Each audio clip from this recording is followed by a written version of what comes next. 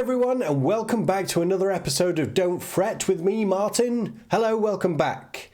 And this video is going to be the third in a three-part series where we look at emotional mastery, specifically how we might change those negative emotions that we feel on a consistent and almost daily basis and replace them with positive emotions by changing the rules on how we experience those emotions. Now, this is the third of a three-part series, so if you've not seen parts 1 and 2, pause this video, go watch number 1, go watch number 2. The links will be in the description below or somewhere around here as well.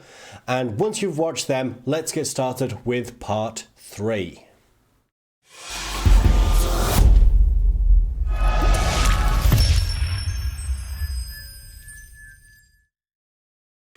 Okay, and the final part of this three-part series, we're going to take that negative emotion that we experience on a regular basis or a consistent basis. In my case, it was daily, and it was dealing with anger. And we're going to change the rules, so we're going to throw away the rules that we've created unconsciously that have led us to experience these negative emotions and replace it with a new belief system which is going to change how we experience that emotion. And what it's going to come down to is creating a short and simple phrase that is going to allow us to rewrite the rules on how we experience that emotion so that we don't stay in it. And very much like part 2, this isn't an overnight process. This is something that we work on consistently over time. Because the one thing we don't want, right, is we don't want to just treat the symptom. Often, if in my case, when I would experience anger, I would want to stop the anger from getting worse. I was like, oh no, I can feel myself getting angry here. And you can kind of feel it rising up in the pit of your stomach. And there's one thing to stop the symptom from arising, but what we actually want to do is rip out the cause. Right? Which is the rules that we've unconsciously created over a period of our lives. And of course, we can't rewrite those belief systems and those rules in an overnight process. So what we want to do is we want to create a phrase that we can bring up on a consistent basis whenever we're starting to feel that negative emotion, in my case, anger. Whenever I'm starting to feel that anger, I can remember this phrase. And though it may not change it instantly in the moment, if I consistently bring up this phrase every time I experience it, every single day, then over time, I will be cognitively rewriting the rules of how I experience it. So instead of having to do it consciously every time I start to experience anger, that's going to become my unconscious, is this new rule. So I won't have to think about it. And I'm in a position now where I don't have to think about my anger. Do I experience it? Yes.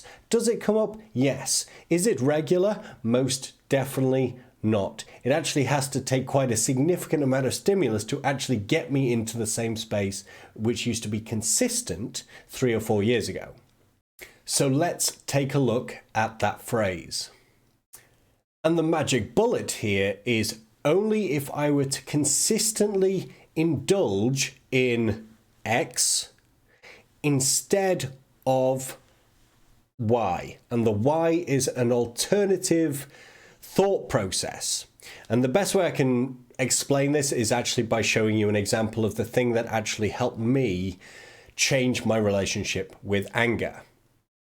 And I'm going to read it out very specifically because I've got it written down. Only if I were to consistently indulge in anger instead of appreciating the stimulus as a sign to change, grow, or love even more.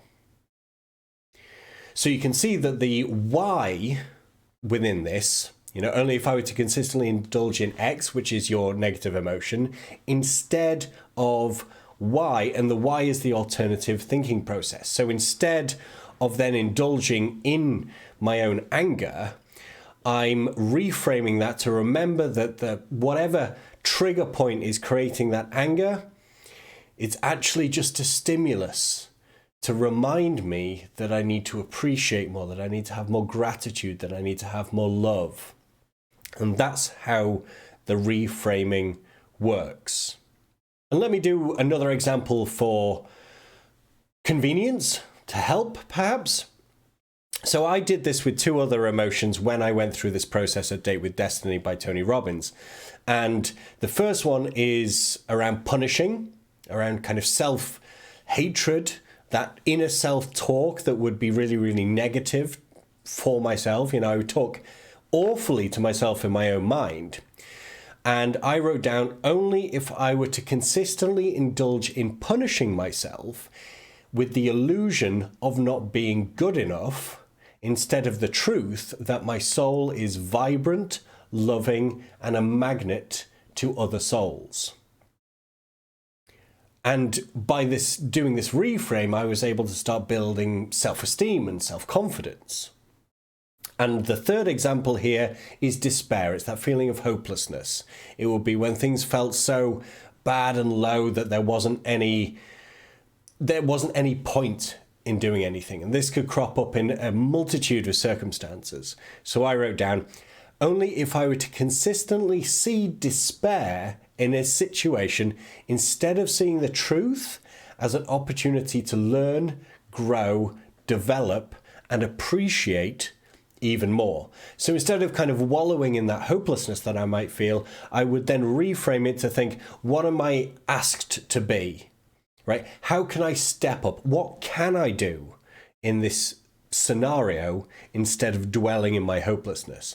And these three things, from anger, from punishing myself, from hopelessness and despair, I was able to reframe and start to remove those negative emotions in my life, making room for the positive emotions that we did in part 2.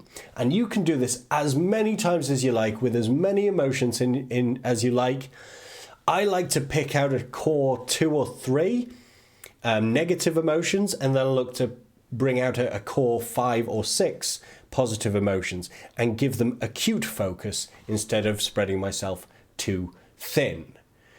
But that is the end of this 3-part series, and hopefully this will be a quick one. I'm never going to do this in 5 minutes, am I? This 5-minute idea is a dream, but I'll keep trying. I'll try again in the next video, and I'll see you there. Bye!